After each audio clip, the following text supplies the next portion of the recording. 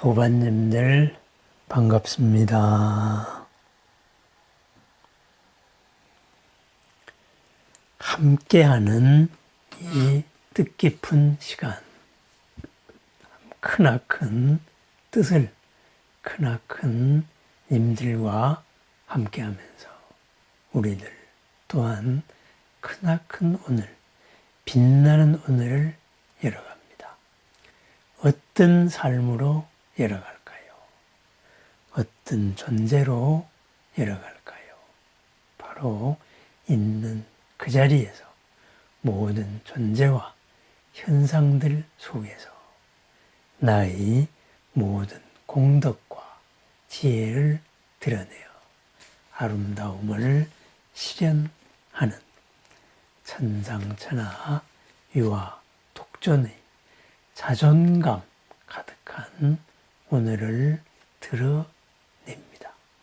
바로 법화경, 법화의 가르침이고 또한 말씀하시는 평안하고 즐거운 삶, 안락행의 나날들입니다. 안락행의 말씀 다시 음미해 봅니다. 문수살이여 비유하면은 힘이 강한 전륜성왕이 위엄과 세력으로 여러 나라를 항복받으려 할 적에 작은 나라의 여러 왕들이 순종하지 않으면 많은 군대를 일으키고 가서 토벌하느니라. 왕이 군사들 중에서 싸움에 공이 많은 이를 보고 크게 기뻐하여 공에 따라 상을 주는데 혹은 논밭, 집과 마을과 고을을 주기도 하고 의복과 몸을 단장할 물건을 주기도 하고 여러 가지 보물, 금은 유리, 자그마노 산호 호박과 코끼리, 말, 수레, 백성들을 주기도 하지만은 오직 상투 속에 있는 밝은 구슬만은 주지 않느니라. 왜냐하면은 이 구슬은 세상에서 전륜성왕의 이마 위에 있는 단 하나뿐이기에 만일 이것을 주면은 왕과 여러 권속들이 반드시 크게 놀라고 이상하게 생각하기 때문이니라. 계명주라고 말합니다. 계라는 것은 육계, 살상투죠. 부처님 머리의 정수리에 있는 바로 살상투입니다. 거기에 무엇이 있을까요? 바로 온 법계를 밝히는 구슬이 있다. 모든 것이 뜻대로 이루어지는 구슬이 있다. 그 빛이 닿는 곳마다 모두가 상스럽게 빛나는, 그리고 뜻대로 인연이 이루어지는 그런 구슬, 바로 여의주. 그것을 계중명주다 해서 정상, 육계 속의 밝은 구슬이다. 그래서 계명주라고 이야기합니다. 그래서 우리가 법회를 할 때에도 그죠? 정법계지는 온 법계를 평안히 밝힙니다. 이렇게 정법계지는을 외울 때도 그 오음자를 찬탄하기를 마치 부처님의 상투에 있는 그런 계명주와도 같다. 일체의 어려움, 일체의 더러움, 일체의 막힘이 이 계명주의 빛이 닿는 곳마다 이 오음이라는 이 진언의 말이 부처님과 한마음 된 이 뜻이 닿는 곳마다 모두 청정하게 되리라. 이러면서 우리가 옴람 이렇게 같이 외우기도 합니다. 계명주, 바로 부처님의 상투 속에 갖춘 것, 살 속에 갖춘 것, 머리 속에 갖춘 것. 우리들이 갖춘 계명주는 무엇일까요? 그것은 밝게 빛나고 있을까요? 아니면은 여러 때에 묻혀서 왜곡되고 있을까요? 내가 비추는 내 머릿속에 든 것으로 세상을 마주하는 이러한 계명주를 한번 돌이켜 생각해 봅니다. 크나큰 밝음의 계명주, 크나큰 성취의 계명주를 나는 어떻게 지금 다루고 있는가 한번 살펴봅니다. 모든 것은 쓰기에 달렸지요. 그렇죠? 어떻게 쓰고 있을까요? 그렇다면은 나의 이 계명주는 무엇인가? 바로 부처님의 말씀을 이어서 봅니다. 문수살이여 열애도 또한 이와 같아서 선정과 지혜의 힘으로 법의 국토를 얻어 삼계의 왕이 되었으나 여러 마왕들이 순종하지 않고 항복하지 않으므로 열애의 어질고 훌륭한 모든 장수들이 이들과 함께 싸우되 공이 있는 이를 보면 열애의 마음이 매우 기뻐서 사부대중에게 여러 가지 경전을 설하여 대중들의 마음을 기쁘게 하여 주시며 선정과 해탈과 번뇌 없음과 모든 선근의 힘의 모든 법의 재물을 주기도 하고 또한 열반의 성을 주어서 멸도를 얻었다고 말하며 그와 같은 마음을 인도하여 모두 기쁘게 하면서도 이 법화의 가르침은 말하여 주지 않느니라. 전륜성왕이 상투 속에 감춘 어려운 구술을 보여주지 않다가 이제야 주는 것처럼 열애께서도 삼계 가운데 대부방이 되어 바른 법으로 모든 중생을 교화하되 어질고 훌륭한 군사들이 오음의 마구니, 번뇌의 마구니, 죽음의 마구니들과 싸워서 큰 공을 세워 삼독을 소멸하고 삼계에서 벗어나 마구니의 그물을 깨트리는 것을 보시고서는 열애께서는 크게 기뻐하며 이 법화의 가르침이 능히 모든 중생으로 하여금 일체 지혜에 이르게 할 수 있으나 그동안 온갖의 원망이 많고 믿지 아니하여 지금까지 말하지 아니했던 것을 이제야 말하느니라. 그랬습니다. 바로 우리들 속에 갖추고 있는 그러한 계중명주, 그것이 법화라는 가르침입니다. 이 가르침에 이르기 위해서 수많은 나머지의 수행법이 있었고 선정이 있었고 그리고 온갖 여러 가지 교리의 가르침이 있었습니다. 그리하여 마침내 평안에 이르렀다 하는 그런 열반의 성도 있었습니다. 그렇다면은 그러한 모든 것이 무엇을 위해서 필요할까요? 그죠?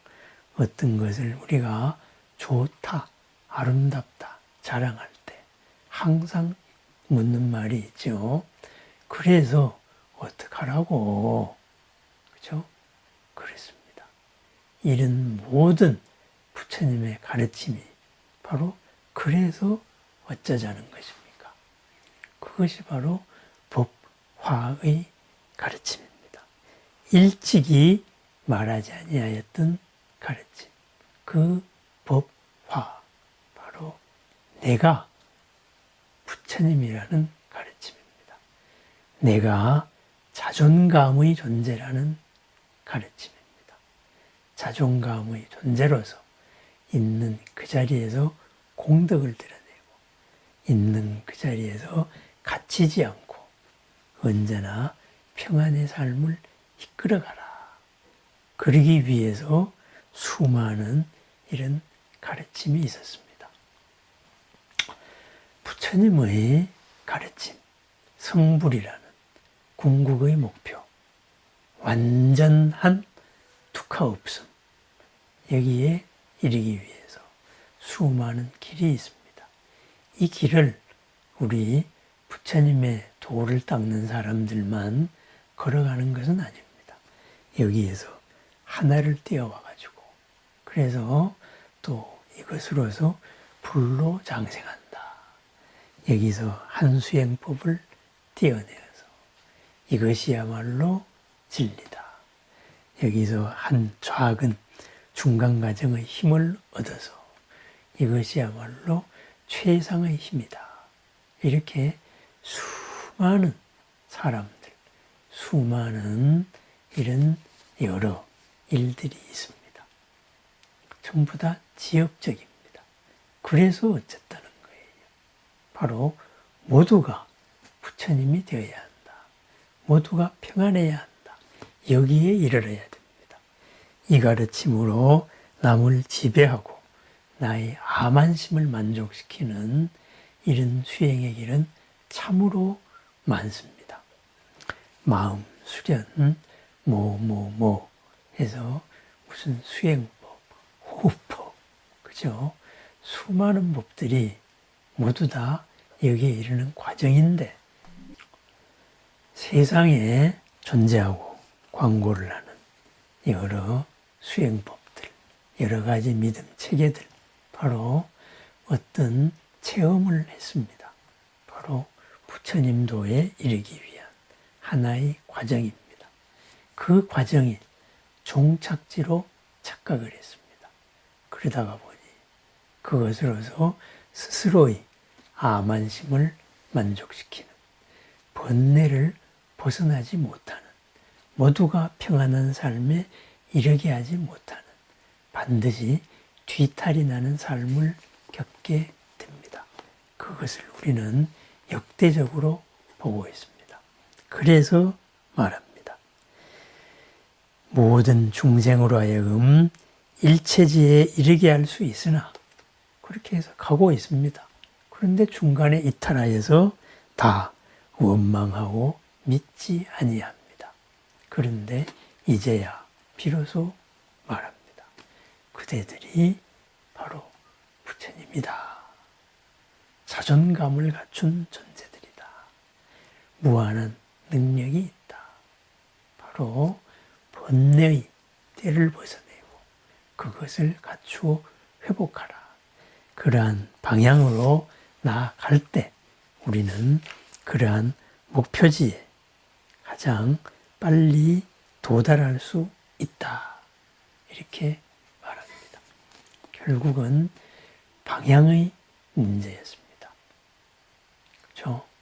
중간 단계의 모든 것, 그것은 중간 과정이었습니다. 우리가 본래 내가 생각하는 것보다 대단한 존재라는 것, 그것을 다시 한번 확인합니다.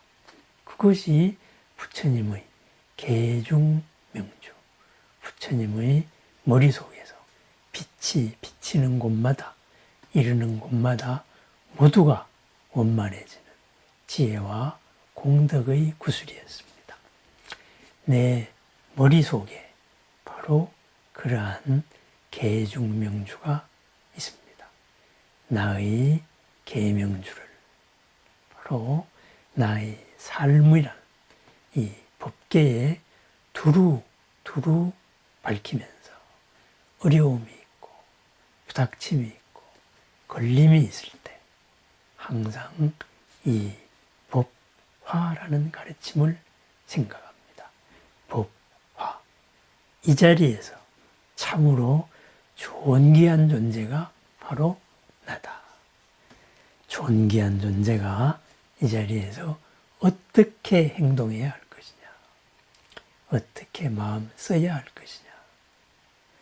당위적인 마음과 지금 이 마음이 바로 서로 함께 가지 못할 때 이것을 내려놓고 부처님의 가르침에 귀의하면서 부처님의 마음과 함께 공명하는 기도 수행의 시간을 갖습니다. 그리하여 해서 우리는 우리들의 계명주를 있는 이 자리에서 끝없이 밝혀 나갑니다. 비밀이 감추어 두었던 법정, 이제 때가 되어서 드러내는 바로 계중명주. 이 계중명주, 밝음으로 살아가는, 자존감으로 살아가는 이 밝음과 자존감으로 이루어내는 공덕의 나날, 그것을 향해서 함께 가고 있는 우리 도반님들의 마음, 모두의 마음이 서로가 서로를 비추는 계명주의 나날들입니다. 계명주가 밝은 오늘의 하루로 우리들의 불국토를 더욱더 밝고 평안하게 이끄는 빛나는 하루, 큰 하루를 축원합니다. 함께한 이 큰 뜻이 크나큰 보람으로 온 법계에 회양할 수 있기를 거듭 축원합니다. 빛나는 오늘, 큰 공덕과 복덕이 드러나는 오늘을 축원합니다. 감사합니다.